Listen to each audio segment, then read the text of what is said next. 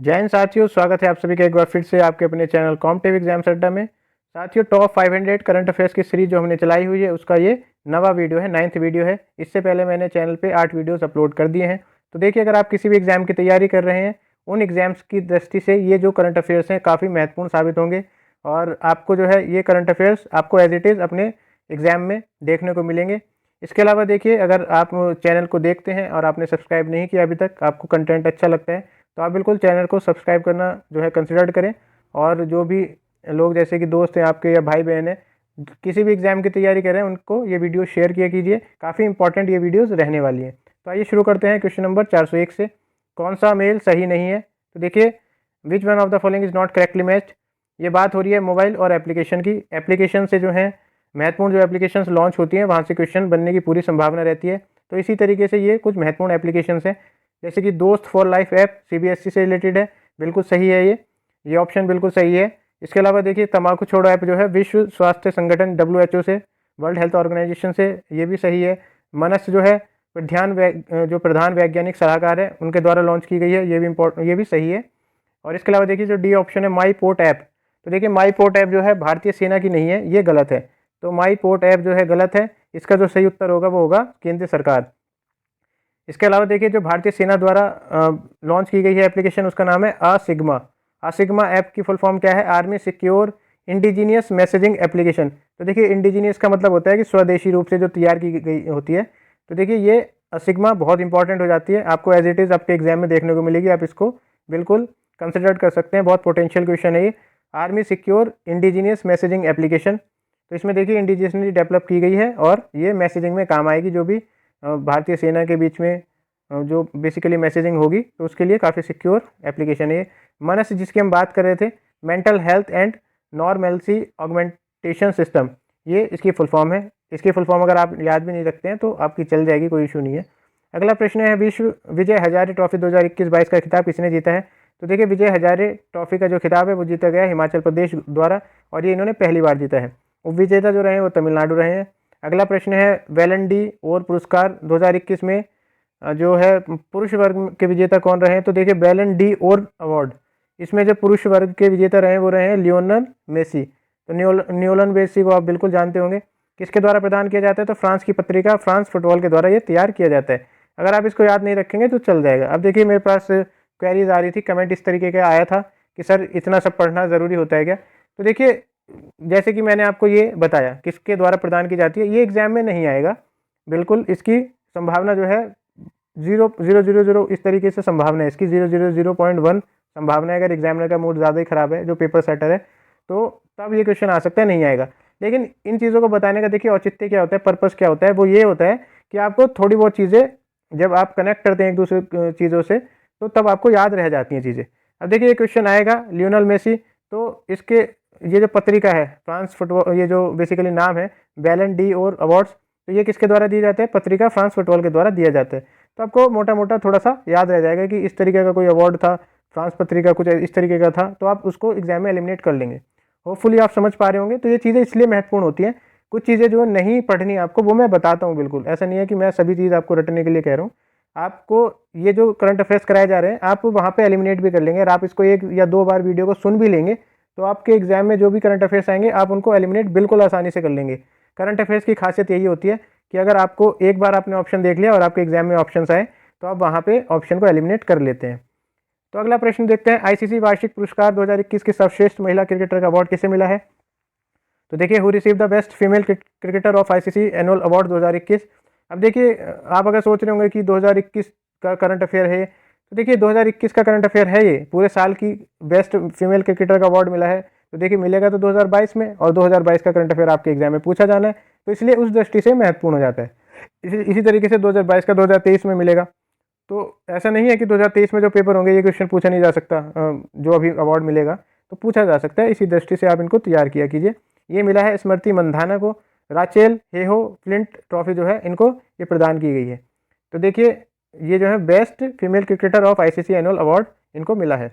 अगला जो प्रश्न है वो है, आईसीसी वार्षिक पुरस्कार 2021 का सर्वश्रेष्ठ पुरुष। तो देखिए, महिला में जो है स्मृति मंधाना है। इसी तरीके से मेल में कौन है? तो मेल में जो रहे हैं वो रहे शाहीन अफरीदी पाकिस्तान के। सर गारफील्ड सोबर्स ट्रॉफी इनको मिली है।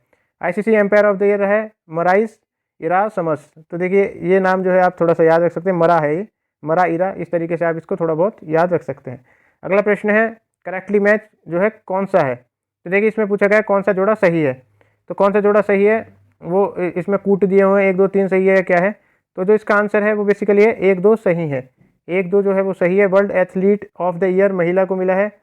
तो देखिए महिला की कैटेगरी में ये दिया गया है इलेन थॉम्पसन को मिला है ये। वर्ष का जो सर्वश्रेष्ठ महिला पुरस्कार मिला है अंजू बॉबी जॉर्ज को मिला है। तो ये दोनों सही है, बाकी जो world athlete of the year पुरुष में ये जो है गलत है। इनके आंसर जो हम देख लेंगे, तो पहला दूसरा सही है। अब देख लिए इनके आंसर देख लेते हैं।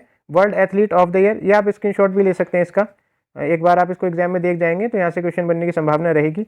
World athlete of the year महिला इलेन थॉम्पसन हेरा को मिला है। वर्ल्ड की सर्वश्रेष्ठ महिला अंजू बॉबी जॉर्ज को मिला है। World athlete of the year पुरुष में कार्टन ब्राहोम को मिला है। और world games athlete of the year मिला है PR श्रीजेश को। तो ये आप ध्यान रखेंगे, world games athlete of the year. और एथलीट ऑफ द ईयर पुरुष में मिला है, जहाँ पे गेम्स आएगा वहाँ PR श्रीजेश है, जहाँ पे एथलीट ऑफ द ईयर आएगा वहाँ कार्टन ब्राहोम है। अगला प्रश्न है ऑस्ट्रेलिया के विरुद्ध 100 छक्के लगाने वाले विश्व के पहले बल्लेबाज कौन बन गए हैं। तो देखिए ये बन गए रोहित शर्मा। ये जो है थोड़े से स्टैंडर्ड वाले एग्जाम जो है, थोड़ा जैसे UPSC की बात करूँ मैं, उसमें इस तरीके का क्वेश्चन नहीं पूछा जाएगा डायरेक्टली कि मतलब किसके खिलाफ, वो सब नहीं पूछा जाएगा। कोई जर्नल क्वेश्चन जो है वो स्पोर्ट न्यूज़ से आएगा। जर्नल क्वेश्चन में जैसे कि हमने ये भी डिस्कस किया था, तो ऐसा क्वेश्चन पूछा जा सकता है। ये क्वेश्चन थोड़ा कम ऑथेंटिक मुझे लगता है। देखिए आने को तो कुछ भी आ सकता है, लेकिन थोड़ा आप इसको UPSC जैसे इस तरीके के एग्जाम है, थोड़े स्टैंडर्ड एग्जाम्स हैं, A ग्रेड B ग्रेड के जो एग्जाम्स हैं उनमें थोड़ा आने की संभावना कम रहेगी। तो देखिए इसका जो आंसर है वो देख लेते हैं, वो रहेगा रोहित शर्मा। रोहित शर्मा ने 100 छक्के लगाए हैं ऑस्ट्रेलिया के खिलाफ। और इसके अलावा ये देखिए क्या बन गए हैं, ये जो है फर्स्ट बैट्समैन बन गए हैं पूरे विश्व में बन गए हैं ऑस्ट्रेलिया के खिलाफ 100 छक्के लगाने वाले। अगली जो महिला T20 की सबसे तेज शतक लगाने वाली खिलाड़ी बन गई है, तो देखिए ये बन गई हैं सोफी डिवाइन। ये न्यूजीलैंड की है, 36 गेंदों में इन्होंने शतक लगाया है। तो ये आप देख सकते हैं। इसके अलावा देखिए अगला जो प्रश्न है वो है महिला टेनिस एसोसिएशन का सर्वश्रेष्ठ नवोदित खिलाड़ी का पुरस्कार किसे मिला है। तो देखिए who got the women's tennis association best debut player award. Debut का मतलब होता है फर्स्ट बार जो खेला गया है। ये दिया गया है ईमा रादुकानु को दिया गया है। किसी तरीके से भी आप जोड़ जाड़ के इसको याद करेंगे। विंबलडन ओपन 2022, तो देखिए ये जो है 4 ग्रैंड स्लैम होते हैं, Australian open, US open, Wimbledon open और फ्रेंच ओपन। तो इसमें जो विंबलडन ओपन का खिताब जीता गया है वो मेन सिंगल में किसके द्वारा जीता गया है। तो ये जीता गया है नोवाक जोकोविच द्वारा। ये सर्बिया के हैं। और नोवाक जोकोविच का यह कौन सा ग्रैंड स्लैम खिताब है, 21वां ग्रैंड स्लैम खिताब है। अगला प्रश्न है विंबलडन ओपन में महिला एकल का किसने जीता है। तो देखिए जो विंबलडन ओपन में महिला का जीता है वो जीता है एलेना रबाकिना ने। ये कजाकिस्तान की है। एलेना ये है रबाकिना, ये थोड़ा मिस प्रिंटिंग है शायद, ये रबाकिना ही है, रबाकिना नहीं है, ये रबाकिना है। तो देखिए एकल वर्ल्ड में इन्होंने ग्रैंड स्लैम जीतने वाली कजाकिस्तान की पहली टेनिस खिलाड़ी भी ये बन गई है। तो देखिए पहली बन गई है कजाकिस्तान। और जो है इम्पोर्टेंट क्वेश्चन रहेगा ये, क्योंकि कजाकिस्तान की पहली टेनिस खिलाड़ी हैं जिन्होंने ये जीता है। तो इनका नाम आप बिल्कुल याद रखेंगे। Badminton world federation player of the year male में किसको मिला है। तो देखिए ये जो दिया गया है मिला है विक्टर एलेक्सलेंसन को मिला है, डेनमार्क के हैं।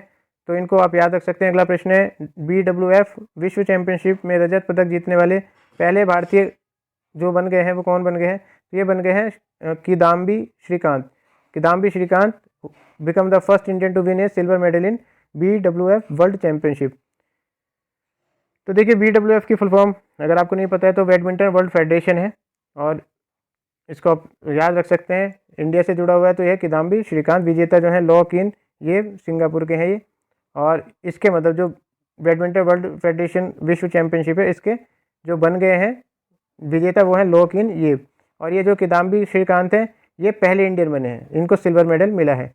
अगला प्रश्न है बैडमिंटन वर्ल्ड फेडरेशन ने किस भारतीय को 2021 के लिए प्रतिष्ठित लाइफ टाइम अचीवमेंट अवार्ड से सम्मानित किया है। तो ये किया है प्रकाश पादुकोण को। इसके बाद में देखिए विश्व की नंबर 1 जूनियर बैडमिंटन खिलाड़ी बनने वाली भारत की पहली महिला कौन है। तो देखिए ये है तस्नीम मीर कौन बन गई हैं, ये बन गई हैं first women from India to become the number 1 junior badminton player in the world. अगला प्रश्न है निम्नलिखित में कौन सा मेल सही नहीं है। मोबाइल और एप्लीकेशन दी हुई हैं। गरुड़ ऐप नीति आयोग से नहीं है रिलेटेड, ये है गरुड़ ऐप भारतीय निर्वाचन आयोग से रिलेटेड है। किसान मोबाइल ऐप जो है IIT रुड़की से रिलेटेड है, बिल्कुल सही है ये। सारथी मोबाइल ऐप जो है सेबी से रिलेटेड है। लोकपाल ऐप जो है केंद्रीय ग्रामीण विकास और पंचायती राज मंत्रालय से रिलेटेड है। तो देखिए गरुड़ ऐप नीति आयोग की नहीं है, भारतीय निर्वाचन आयोग की है। और देखिए इसमें क्या था, इस ऐप के जरिए आप जो है कहीं पे कुछ गलत देख रहे हैं तो आप निर्वाचन आयोग जो इलेक्शन कमीशन है उसको आप बता सकते हैं कि इस तरीके की कोई धांधली हो रही है, कुछ भी हो रहा है, वो आप यहाँ से बता सकते हैं।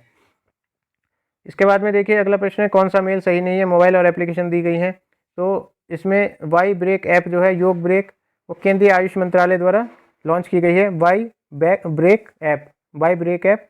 और अगला जो है हमारी सड़क और तामीर तरक्की ऐप, ये केंद्र सरकार द्वारा नहीं की गई है। ये हमारी सड़क और तामीर जो तरक्की ऐप है, ये प्रूफ ऐप है, ये जम्मू कश्मीर गवर्नमेंट द्वारा की गई है, केंद्र सरकार ने की गई, ये राज्य सरकार ने की है जम्मू कश्मीर की। आभा ऐप जो है राष्ट्रीय स्वास्थ्य प्राधिकरण से रिलेटेड है। सुमंगले भारतीय ऐप जो है वो जो केंद्रीय सामाजिक न्याय एवं आधिकारिकता मंत्रालय से रिलेटेड है। अगला प्रश्न, आभा जो है देखिए इसकी फुल फॉर्म है Ayushman Bharat health account. Ayushman Bharat health account जो है ये रिलेटेड है राष्ट्रीय स्वास्थ्य प्राधिकरण से। अगला प्रश्न जो है वह निम्न में से कौन सा मेल सही नहीं है। वेब पोर्टल दिए गए हैं, तो देखिए सर जो सुपेज पोर्टल है वो बेसिकली सर्वोच्च न्यायालय द्वारा क्या किया गया है, मैनेज किया जाता है सुपेज। तो देखिए इसको याद रखेंगे आप, सुपेज बहुत इंपॉर्टेंट है, सर्वोच्च न्यायालय सुप्रीम कोर्ट द्वारा। सिंगल विंडो क्लियरेंस पोर्टल जो है केंद्र कोयला मंत्रालय द्वारा जो है ये वेब पोर्टल चलाया जाता है। ई अमृत पोर्टल जो है COP26 सम्मेलन के दौरान भारत द्वारा जो है चलाया गया है। और देखिए जो ये ई गोपाला ऐप जो है ये झारखंड सरकार द्वारा नहीं चलाई जाती है एप्लीकेशन, ये चलाई जाती है राष्ट्रीय डेयरी विकास बोर्ड द्वारा, ई गोपाला ऐप। तो देखिए ये आप याद रखेंगे, संभव पोर्टल जो है वो झारखंड सरकार द्वारा चलाया जाता है, संभव पोर्टल। अगला जो प्रश्न है वो है मान बुकर, ये मान नहीं है, ये बेसिकली मैन बुकर है, गलत तरीके से ट्रांसलेट हो गया। मैन बुकर प्राइज 2021 को किसको सम्मानित किया गया है। तो देखिए 2021 के मैन बुकर प्राइज जो सम्मानित किया गया, ये किया गया है डेमन गलगुट को, जो कि दक्षिण अफ्रीका के हैं। और उनकी जो पुस्तक है वो है द प्रॉमिस के लिए, द प्रॉमिस और डेमन गलगुट इसमें रहेगा। और देखिए अंग्रेजी की पुस्तक को ये दिया जाता है, इसके जो है 50,000 पाउंड रहते हैं, इसकी जो फी वो रहती है बेसिकली अवार्ड राशि होती है। अगला जो क्वेश्चन है वो है Dada Saheb Phalke international film festival award 2022 में किस फिल्म को film of the year award मिला है। तो देखिए ये दिया गया है पुष्पा द राइज को film of the year award, Pushpa the rise को मिला है। Film of the year award जो है ये पुष्पा द राइज को मिला है। अगला जो प्रश्न है वो है Dada Saheb Phalke international film festival award 2022 में सर्वश्रेष्ठ फिल्म का पुरस्कार किसको मिला है। तो देखिए सर्वश्रेष्ठ फिल्म का जो अवार्ड मिला है वो शेरशाह को मिला है। दादा फाल्के इंटरनेशनल फिल्म फेस्टिवल में शेरशाह को ये मिला है। और देखिए फिल्म ऑफ द ईयर का जो अवार्ड मिला है वो मिला है पुष्पा द राइज को। तो आप इसमें थोड़ा सा अंतर देख ले सकते हैं, सर्वश्रेष्ठ फिल्म का अवार्ड मिला है शेरशाह को और फिल्म ऑफ द ईयर का अवार्ड मिला है पुष्पा द राइज को। तो ये थोड़े छोटे जो अंतर हैं इनको ही आपको ध्यान में रखना है, यहीं से क्वेश्चन बनेंगे। दादा Saheb Phalke international film festival 2000 में अभिनेता का पुरस्कार किसको मिला है। तो देखिए सर्वश्रेष्ठ अभिनेता का जो पुरस्कार मिला है रणवीर सिंह को मिला है, और ये इनको फिल्म 83 के लिए मिला है, फिल्म 83। अगला जो प्रश्न है सर्वश्रेष्ठ अभिनेत्री का जो अवार्ड मिला है ये मिला है कृति सेनन को, मिमी के लिए इनको मिला है ये। और क्रिटिक्स बेस्ट एक्टर का जो अवार्ड मिला है, क्रिटिक्स बेस्ट एक्टर का अवार्ड सिद्धार्थ मल्होत्रा को मिला है फिल्म शेरशाह के लिए। अगला जो क्वेश्चन है वो है क्रिटिक्स बेस्ट एक्ट्रेस का जो अवार्ड मिला है वो मिला है कियारा आडवाणी को, ये शेरशाह के लिए इनको दिया गया है। 31वें व्यास सम्मान के विजेता कौन है। तो देखिए व्यास सम्मान जो है इंपॉर्टेंट है, इसके जो विजेता है वो है असगर बजाहत। किस पुस्तक के लिए इनको मिला है, उनके नाटक महाबली के लिए इनको मिला है ये। 31वें बिहारी पुरस्कार जो मिला है वो मिला है बेसिकली मधु कांकरिया को, और इसे इनकी जो उपन्यास है वो है हम यहाँ थे के लिए दिया गया है, मधु कांकरिया, ये इंपॉर्टेंट है, इसको याद रखेंगे आप। अगला जो प्रश्न है राष्ट्रीय फिल्म पुरस्कार का आयोजन किस मंत्रालय द्वारा दिया जाता है। तो देखिए ये दिया जाता है सूचना एवं प्रसारण मंत्रालय जो होता है, इंफॉर्मेशन एंड ब्रॉडकास्टिंग जो मिनिस्ट्री होती है उसके द्वारा दिया जाता है। 68वां राष्ट्रीय फिल्म पुरस्कार में बेस्ट हिंदी फीचर फिल्म। तो देखिए जो दादा साहेब फाल्के है वो अलग है, 68वां जो फिल्म जो राष्ट्रीय फिल्म नेशनल फिल्म अवार्ड्स हैं ये अलग होते हैं। तो इसमें बेस्ट हिंदी फीचर फिल्म का जो अवार्ड मिला है ये मिला है तुलसीदास जूनियर को। अगला जो प्रश्न है वो है best feature film award eight 68th national film award, तो ये मिला है किसको, सुरारई पोट्टू को, ये तमिल फिल्म है। तो देखिए यहाँ पे भी आप थोड़ा सा अंतर रखेंगे, बेस्ट हिंदी फीचर फिल्म की बात हो रही है तो हिंदी के लिए मिला है तुलसीदास को। अगर ओवरऑल कैटेगरी की बात करें कि बेस्ट फीचर फिल्म, तो ये सुरारी पोट्टू को मिला है, ये तमिल फिल्म है एक। अगला जो प्रश्न है बेस्ट निर्देशक बेस्ट डायरेक्टर जो रहा है ये किससे रिलेटेड है, नेशनल फिल्म अवार्ड की बात चल रही है। तो ये जो रहे हैं सच्चिदानंद के आर रहे हैं। सच्चिदानंद के आर को मलयालम फिल्म ए के अयप्पन कोशियम के लिए ये मरणोपरांत बेस्ट डायरेक्टर का अवार्ड मिला है। अब देखिए 57वें ज्ञानपीठ पुरस्कार के विजेता कौन है। 57वें ज्ञानपीठ पुरस्कार के जो विजेता हैं दामोदर मौजो हैं। दामोदर मौजो जो हैं इसके ज्ञानपीठ पुरस्कार के विजेता हैं। अगला प्रश्न है 52वें भारतीय अंतर्राष्ट्रीय फिल्म महोत्सव 2021 में सर्वश्रेष्ठ फिल्म के लिए गोल्डन पीकॉक पुरस्कार किसे प्रदान किया गया है। तो देखिए गोल्डन पीकॉक अवार्ड मिलता है best film at 52nd international film festival of India. तो ये दिया गया है रिंग वार्डरिंग को ये मिला है, एक जापानी फिल्म है जिसके निर्देशक मसाकाजु कानिएको हैं। तो देखिए ये आप ध्यान रखेंगे ये अलग कैटेगरी आ गई है, ये international film festival of India, ये 52nd इंटरनेशनल फिल्म फेस्टिवल की बात हो रही है। इसमें जो मिला है ये रिंग वार्डरिंग को जापानी फिल्म है, ये इनको मिला है। अगला जो प्रश्न है Indian film personality of the year का अवार्ड। तो इंडियन फिल्म पर्सनैलिटी का अवार्ड मिला है हेमा मालिनी और प्रसून जोशी को। हेमा मालिनी भारतीय अभिनेत्री है, प्रसून जोशी एक भारतीय लेखक और गीतकार हैं। इसके बाद में देखिए 52nd international film festival of India 2021 का जो इसमें जो फिल्म शूटिंग के लिए किस राज्य को जो है फिल्म शूटिंग के लिए सबसे अनुकूल अवार्ड मिला है। तो ये देखिए मिला है उत्तर प्रदेश को, फिल्म शूटिंग के लिए सबसे अनुकूल राज्य उत्तर प्रदेश को चुना गया है। इसके बाद में देखिए ये अलग कैटेगरी आ गई ऑस्कर पुरस्कार। तो 94वें ऑस्कर पुरस्कार समारोह में बेस्ट पिक्चर का पुरस्कार किसे मिला है। तो 94th ऑस्कर अवार्ड में बेस्ट पिक्चर का जो अवार्ड दिया गया है वो कोडा को दिया गया है, CODA कोडा, ये आप याद रखेंगे। इसके बाद में देखिए ऑस्कर जो पुरस्कार है उसमें कौन सी फिल्म है जिसने has won the award of best animated feature film. तो एनिमेटेड की कैटेगरी में है एन कैंट्रो को मिला है, ये एनिमेशन की कैटेगरी में इनको मिला है। इसके बाद में देखिए ऑस्कर पुरस्कार समारोह में बेस्ट इंटरनेशनल फीचर फिल्म का पुरस्कार किस फिल्म ने जीता है। तो देखिए इस कैटेगरी में बेस्ट फीचर फिल्म का जो अवार्ड जीता है वो जीता है ड्राइव माई कार। अब देखिए आपको लग रहा होगा कि ये इतने सारे समारोह हैं, इतनी सारी इसमें अलग अलग फिल्म है, तो आप क्या करेंगे एक पेज पे ना कैटेगरीज बना लेंगे, आप कभी नहीं भूलेंगे, ये मेरी गारंटी है। एक पेज पे आप कैटेगरीज बना लेंगे कि ऑस्कर में जो फीचर, एक तरफ क्या करेंगे आप एक तरफ लिखेंगे कि बेस्ट फीचर फिल्म एक्टर ये सारे लिख लेंगे और ऊपर लिख लेंगे कैटेगरीज। इसके बाद में आप उसके नीचे लिखेंगे ना, मैं गारंटी लिख के देता हूँ, आप जीवन में आपके सामने इस तरीके का कोई कन्फ्यूज़न नहीं रहेगा। आपको अगली बार भी जो अवार्ड दिए जाएंगे ना, आप आराम से उस स्ट्रक्चर में सेट कर लेंगे और आपको चीज़ें याद रहेंगी। तो आप इस तरीके से इसको याद करिए, जैसे मैं लाइन बाई लाइन ऐसे बता रहा हूँ ऐसे याद नहीं होगा, आप इसको एक जगह पे लिखिए कि ऑस्कर में जो है ये पुरस्कार मिले हैं और 68 नेशनल फिल्म अवार्ड में ये मिला है, इंटरनेशनल फिल्म अवार्ड में ये मिला है। तो आप इस तरीके से लिखेंगे तभी आपको याद होंगी चीज़ें। देखिए अब यह क्वेश्चन 94th ऑस्कर अवार्ड में which film won most number of award, सबसे ज़्यादा अवार्ड जो जीते हैं डून ने जीते हैं, कुल 6 अवार्ड इसने जीते हैं। तो देखिए जो ये होते हैं अवार्ड्स दिए जाते हैं कई सारी कैटेगरीज में दिए जाते हैं, तो अलग अलग कैटेगरीज में सबसे ज़्यादा अवार्ड मिले हैं फिल्म ड्यून को मिले हैं। इंपॉर्टेंट क्वेश्चन बन जाता है। बेस्ट एक्ट्रेस का अवार्ड जो मिला है वो किसको मिला है, जेसिका चेस्टन को मिला है। और ये ऑस्कर अवार्ड्स की बात चल रही है। बेस्ट एक्टर का अवार्ड जो मिला है ऑस्कर में वो मिला है विल स्मिथ को। अगला है ऑस्कर अवार्ड में बेस्ट डायरेक्टर का जो अवार्ड मिला है वो किसको मिला है, जेन कैपियन को ये मिला है, पावर ऑफ डॉग के लिए इनको दिया गया है। अगला प्रश्न है किस शिपयार्ड ने भारत का पहला स्वदेशी विमान वाहक पोत इंडिजिनियस एयरक्राफ्ट कैरियर विक्रांत बनाया है। तो देखिए ये किसके द्वारा बनाया गया है, एक इंपॉर्टेंट क्वेश्चन बन जाता है। ये बनाया गया कोचिन शिपयार्ड द्वारा। कोचिन जो है आपका केरला में एक क्या है पोर्ट है, तो आप उसको याद रख सकते हैं। और जो ये पोर्ट का नाम बेसिकली जो एयरक्राफ्ट कैरियर है उसका नाम है विक्रांत, तो ये भी आप याद रख सकते हैं। अगला जो प्रश्न है इसके बारे में देखिए थोड़ा देख लेते हैं। भारत का पहला स्वदेशी विमान वाहक पोत Vikrant Cochin shipyard limited CSL जिसको कहा जाता है उसके द्वारा भारतीय नौसेना के लिए बनाया और डिलीवर किया गया है। और जहाजरानी मंत्रालय के तहत सार्वजनिक क्षेत्र के शिपयार्ड जो CSL है ने 76% स्वदेशीकरण घटकों के साथ इस विमान वाहक पोत को निर्माण किया है। अगला प्रश्न है हाल ही में कौन सा राज्य सेमीकंडक्टर नीति शुरू करने का पहला राज्य बन गया। इंपॉर्टेंट क्वेश्चन बन जाता है। गुजरात जो है सेमीकंडक्टर पॉलिसी इन्होंने लागू की है। अब देखिए जो अलग अलग तरीके की पॉलिसीज आती हैं, बायोडीजल पॉलिसी है, इस तरीके की पॉलिसी करने वाला जो देश का सबसे पहला राज्य होता है वो काफ़ी महत्वपूर्ण हो जाता है। अलग अलग तरीके से मान लो डीजल बनाया जा रहा है, तो जिसने इस तरह की कोई पॉलिसी लागू की है या एजुकेशन कोई यूनिक पॉलिसी लागू की है, वो आपके एग्जाम की दृष्टि से काफ़ी महत्वपूर्ण हो जाते हैं। अगला प्रश्न है, हाल ही में लिम्का स्पोर्ट्स के प्रचार के लिए कोका कोला ने किससे करार किया है? तो देखिए, कोका कोला ने किसके साथ साइन किया है प्रमोशन ऑफ लिम्का स्पोर्ट्स? तो ये किया है नीरज चोपड़ा के साथ में कोलाब्रेशन।